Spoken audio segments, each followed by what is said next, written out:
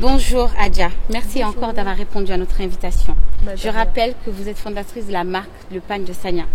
Mais avant, le grand public vous a connu en 2007 lorsque vous avez participé à l'émission Popstar. Quel souvenir gardez-vous de cette belle aventure? D'abord, bonjour et merci à vous de m'avoir invité. C'est un grand plaisir pour moi.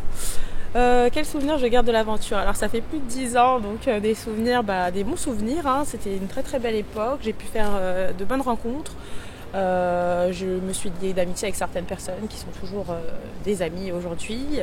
Voilà, c'est une très très bonne aventure et puis ça permet aussi de grandir et d'avoir, on va dire, un regard un peu différent sur la télévision, sur ce qui se passe derrière, etc. Et c'est bien de le faire quand on est beaucoup plus jeune parce que du coup on est armé et voilà le souvenir que j'en garde, mais en gros un très très bon souvenir. D'accord. Aujourd'hui vous êtes femme chef d'entreprise, vous avez créé votre propre marque qui allie la mode occidentale et la mode africaine. Comment êtes-vous passée du statut de jeune femme chanteuse à femme chef d'entreprise? Alors c'est un peu long. Entre temps, il y a à peu près 10 ans qui s'écoulent, voire 10 ans d'ailleurs, puisque je crois que j'ai participé en 2007 et là on est en 2016, on va bientôt être en 2017, donc il y a presque 10 ans qui s'écoulent. Donc qu'est-ce qui se passe? Entre temps, j'ai eu mon bac, j'ai fait des études, j'ai été diplômée en psycho. Après ça n'a pas, j'ai arrêté en master 1. Je me suis dit je vais faire autre chose, donc je me suis rabattue sur la pharmacie, donc j'ai fait de la pharmacie. Et j'avais toujours en tête le fait que d'accord, c'est bien, j'ai fait des études, c'est super et tout ça, mais je voulais toujours entreprendre et créer ma propre entreprise, être mon propre chef d'entreprise, pouvoir faire ce que je souhaite, allier ma passion et une activité professionnelle, donc rémunératrice. Et du coup c'est comme ça que je me suis dit je vais créer ma marque. J'avais créé une première marque dans un premier temps qui s'appelait Sandia Mode, qui était une marque dédiée à la femme, mais à la femme musulmane uniquement. Uniquement oui et non, c'était dédié à la femme musulmane, c'était des longues robes, des tuniques, des hijabs, des foulards. Et après j'ai eu besoin en fait de faire quelque chose qui me ressemblait beaucoup plus, parce que c'est vrai que tout ce qui est mode, on va dire, dédié à la femme musulmane, c'est souvent un peu les mêmes vêtements qui reviennent. Et je me suis dit franchement j'aimerais bien créer un truc qui me ressemble.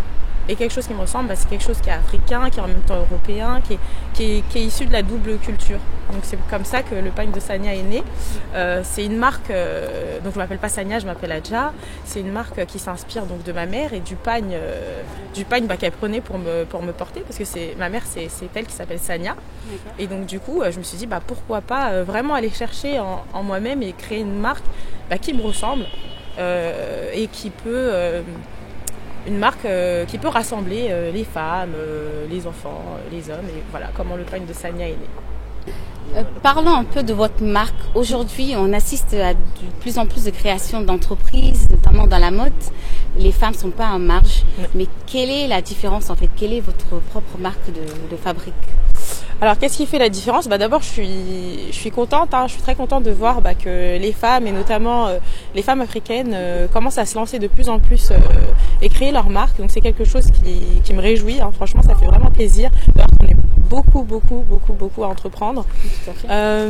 Qu'est-ce qui me différencie? Ce qui me différencie, je pense, c'est que j'essaye déjà d'allier la mode occidentale et la mode africaine, et donc du coup et aussi la mode musulmane entre guillemets, puisque j'ai la chance d'être voilée, donc du coup je sais ce que ça fait d'être une femme voilée, de vouloir s'habiller en même temps, être à la mode et en même temps respecter ses principes. Donc du coup il y a certaines pièces qu'on peut trouver par exemple dans ma boutique qui peuvent très bien convenir à une femme qui porte le foulard, mais une femme qui est active, qui veut se démarquer. Donc dans un premier temps ça c'est un petit plus pour moi, parce qu'on n'est pas non plus plusieurs créatrices à porter le foulard, donc c'est un plus. En termes de créativité, j'ai peut-être un regard sur une mode qui n'est pas forcément une mode occidentale, donc qui va être une mode plutôt orientale, donc ça peut on va dire m'inspirer, et ça m'inspire, et voilà ce qui peut faire la différence. Dernière question, quelles sont vos perspectives d'avenir? Est-ce que vous envisagez de vous exporter à l'étranger et notamment en Afrique? Alors, quelles sont les perspectives d'avenir? Comme toute boîte qui commence sur Internet, on aimerait bien ouvrir une boutique un jour.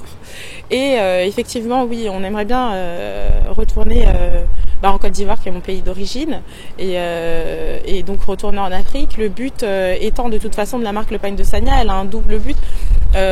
S'inspirer effectivement de la double culture, c'est intéressant, mais c'est intéressant à plusieurs niveaux, parce que ça permet aussi de faire vivre certains artisans, ça permet de ramener de l'argent au pays, de faire entrer de l'argent au pays, et c'est pas négligeable, parce que le fait de faire des créations made in Côte d'Ivoire et pas forcément made in France, ou made in peu importe le pays, parce qu'il y a certains produits que je prends au Burkina Faso par exemple, ou voilà, ça permet de faire vivre aussi ces personnes sur place, et c'est ça aussi le but. Le but, c'est de s'inspirer finalement d'ici, de la culture occidentale, mais aussi de pouvoir en faire une force, parce que on a la chance d'être ici. Donc si on a la chance d'être ici, si on peut faire profiter nos frères et sœurs, c'est toujours bien. Donc c'est une marque qui permet ça. Tout à fait. Nous arrivons à terme de notre émission. Oui. Donc quel message avez-vous envie de faire passer à nos auditeurs et aux auditrices en particulier? Toujours croire en ce qu'on veut faire, et ne pas baisser les bras au premier refus. Faut vraiment batailler quand on croit en quelque chose, et faut pas lâcher l'affaire. Faut y aller à fond, notamment quand on est une femme, et notamment quand on est voilée, et notamment quand on vit en France. Donc faut y aller, franchement, je pense que tout le monde a sa place à faire dans cette société-là, que ce soit ici, que ce soit en Afrique, et donc du coup vraiment allez-y, ne vous mettez pas vous-même des barrières, parce que très souvent c'est qu'on se met nous-mêmes des barrières. Non, je pourrais pas faire ci, non, je pourrais pas faire ça, alors que si, tout est possible, et donc voilà, faut juste y croire. Donc moi je dis allez-y. C'est sur cette exhortation que nous nous quittons. Merci encore Madame Adja de nous avoir honoré de votre présence. Merci. Je rappelle que vous êtes une femme chef d'entreprise qui a créé une marque de prêt-à-porter alliant la mode occidentale et la mode africaine. Exactement. Donc merci encore d'avoir répondu à notre invitation. Merci à toute l'équipe d'ADN, et surtout merci à vous chers internautes, et je vous dis à très bientôt pour un nouveau numéro Esprit est belle.